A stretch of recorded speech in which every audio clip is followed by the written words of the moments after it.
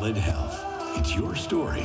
We're listening. 2018 began with the beginning of Ballad Health. After almost 4 years, the corporate marriage of arch rivals Mountain States Health Alliance and Wellmont Health System triggered a chain reaction of events. A lot of people worked really hard over the last 4 years to get us to this day. Eliminating duplications meant the reduction of some jobs, Ballad said mostly administrative, and the consolidation of services, including trauma and pediatric care. You want to hear the BS he's feeding you. I'm sorry. The year ended with Ballad being asked to provide more information to the state about its plans to consolidate pediatric care in the region. 2018 in many ways was the year of the voter, with primaries and general elections that seemed to last most of the year. Voters ousted longtime incumbent Wayne Anderson, choosing Jeff Cassidy to be sheriff of Sullivan County. Tennessee picked a new governor, Republican Bill Lee, crushed Democrat Carl Dean in one of the most polite races in recent memories. The same could not be said. They want a conservative in the U.S. Senate who is going to take their values.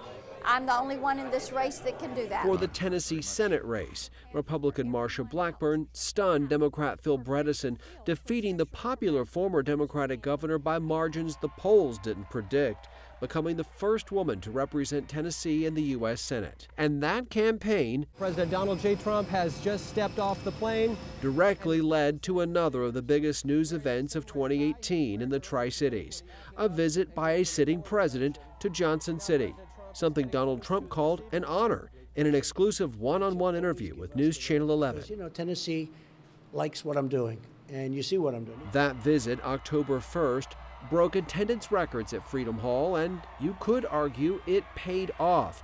While Democrats won control of the House, Republican Congressman Phil Rowe of Northeast Tennessee and Republican Congressman Morgan Griffith of Southwest Virginia soundly defeated their Democratic challengers.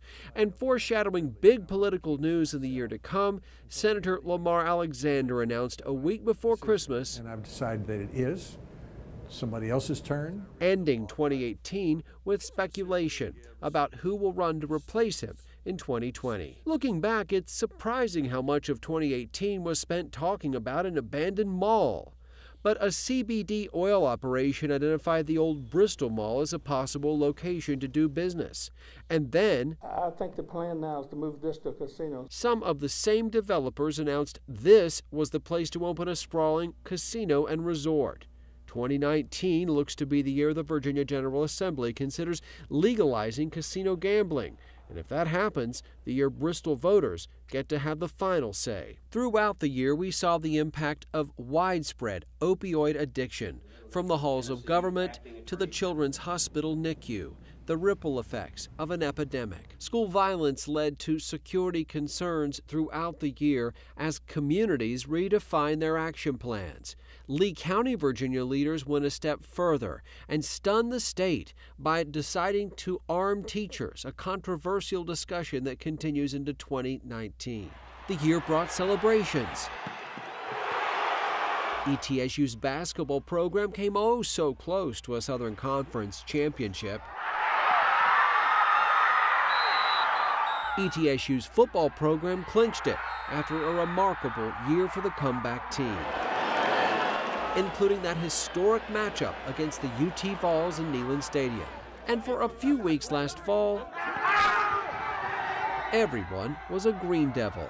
The Greenville High School dynasty solidified with yet another state victory. 2018 brought painful losses. The sudden death of Johnson City Commissioner Dr. Ralph Van Brocklin and District Attorney General Tony Clark. We got word of the passing of former ETSU basketball coach Karen Kemp and former ETSU Buccaneers standout player Alvin West. Pack up your bags, get out the door, you don't get chemo anymore. Woo!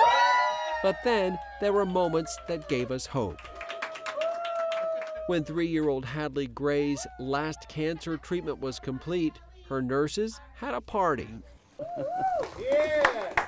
Remember Sergeant Josh Hall? He lost his leg fighting for his country in Afghanistan. But this summer, his neighbors gave him and his family a brand new home. We smiled when traditions continued.